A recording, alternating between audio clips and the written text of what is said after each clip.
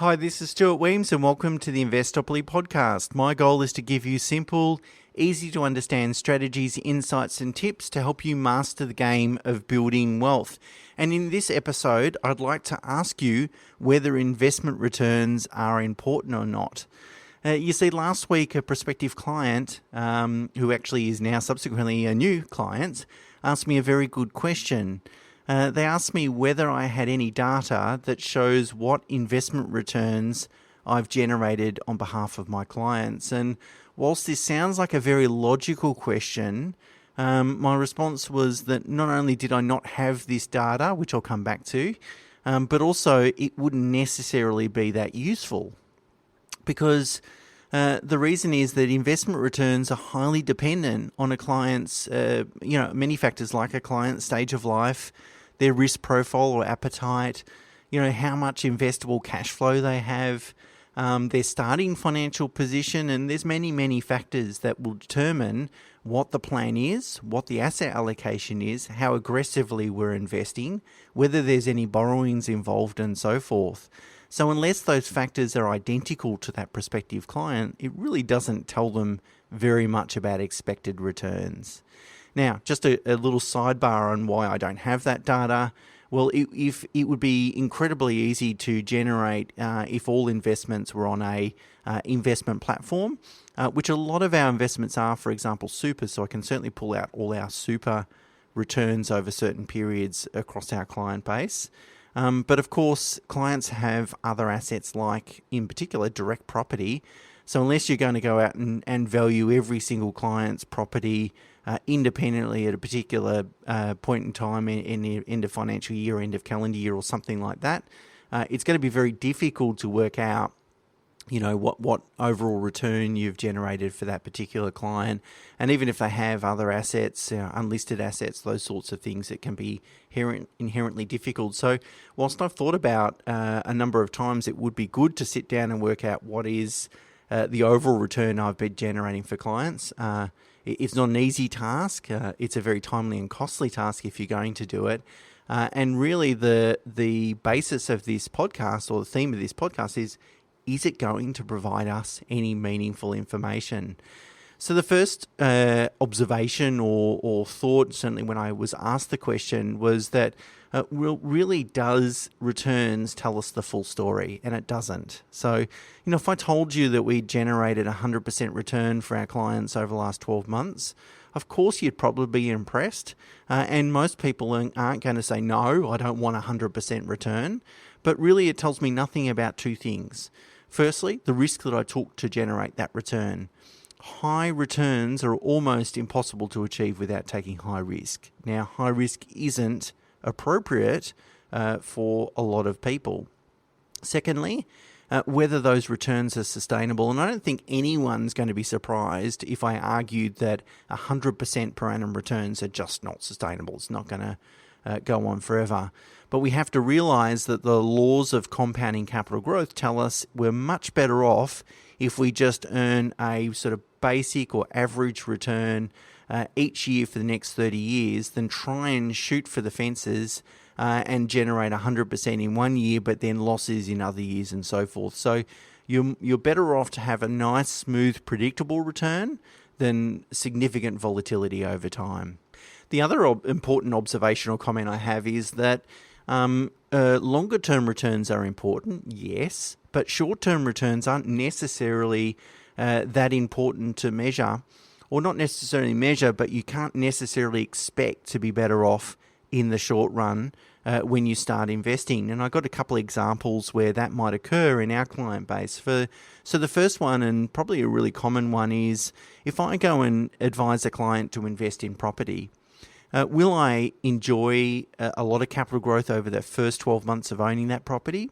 Maybe, maybe not. Maybe the property is worth exactly the same in 12 months' time. But the entry costs are significant. You have to pay for stamp duty, maybe buyer's agents' fees, legal fees, etc., etc. So in that first year, it's quite possible you could be worse off. So what's the return? The return is negative.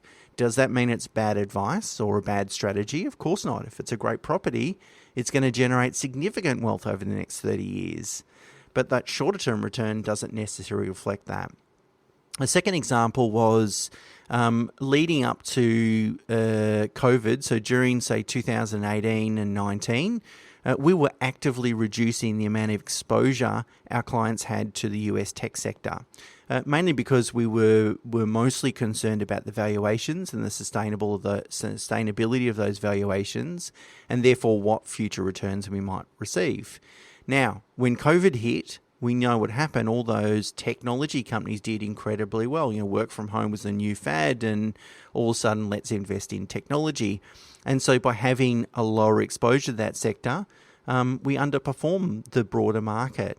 But what's happened since then, particularly in this calendar year 2021, is those tech companies, a lot of them that didn't have sustainable profits and cash flows and so forth, have lost a lot of ground. And we have then more than made up for any returns that we missed out during 2020. We've more than made up for them in 2021. So it's possible when you construct a portfolio that in the short term, your shorter terms might suffer in the pursuit of maximising longer term returns. And that's not only acceptable, but often unavoidable and necessary. The reality is, as a financial advisor, is I cannot control returns. I cannot control what markets will do in the short run.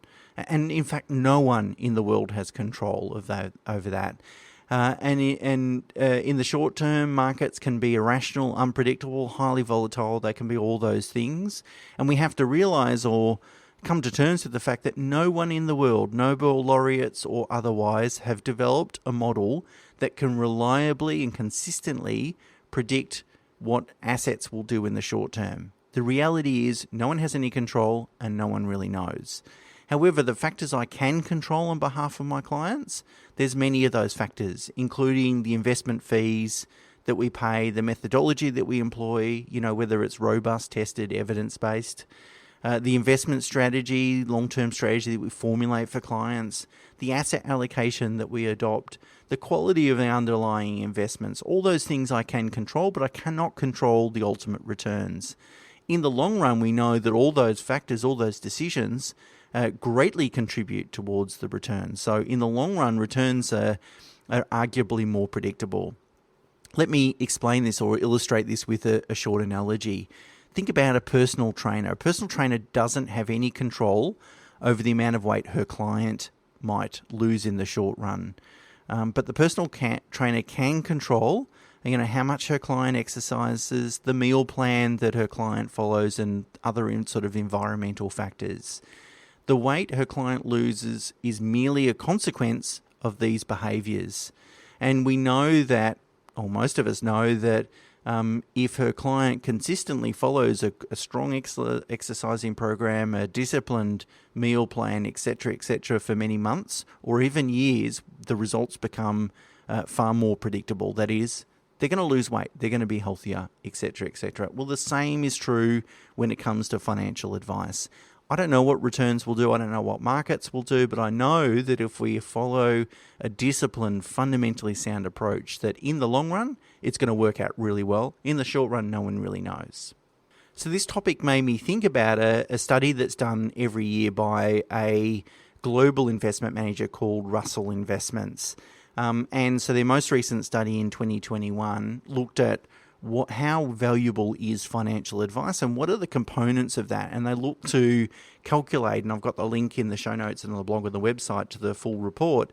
But the aim of the report was to really assess and quantify, what is the total value of advice and what are the components that are contributing towards that overall value. So the first thing I will say is we need to be mindful that firstly, the value for everyone's going to be different. And of course, in the report, there's certain assumptions, and those assumptions might not necessarily relate perfectly to your situation. And then secondly, the skeptic in me reminds me that, hey, this is a report prepared by a fund manager for its clients. Its clients are financial advisors, and what they're trying to do here is help financial advisors justify their value. So there's a lack of a bit of independence there, and we can't read too much into the report. But having said that, the overall theme, I think I agree with. Anyway, The answer is they reckon quality financial advice contributes 4.83% per annum to your investments every year. So that's the value, almost 5%. That's the value of advice. Interestingly, the investment part of the services that an advisor provides only contributed a small amount, less than 16% of that overall value. So there's two tasks or things that an advisor does which they've attributed this value to. So the first one is asset allocation, which is really, in the report they've called it product alignment. But this is really where to invest your money, how much to put in property, how much to put in Australian shares, international shares, etc., etc. That's the asset allocation thing. And the second task is active rebalancing. So that's sort of changing that asset allocation over time, depending on how markets perform. Anyway, that sort of investment side, which I think is a really important side, and probably a lot of people think that's all financial advisors do. Well, according to Russell, they think that only contributes 0.79, so less than 1%, almost 0.8 of 1%, towards your investments. So they're saying which is only 0.79 of a total value of 4.83, it's only about 16%. So this report is acknowledging really it's not really just about investments. There's a whole lot of other factors that an advisor can help with. So there was three other main factors. That the most valuable was behavioural coaching. They reckon that added 2.02. And again, you can see in the report how they've come up with these figures.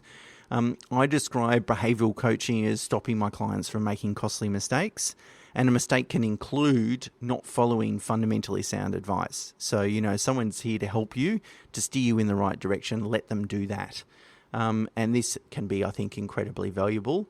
The second one comes from tax structuring in terms of saving tax on investments. They reckon that contributes 1.2%, and I think that would be easily the case. It can include things like using different ownership structures like a family trust.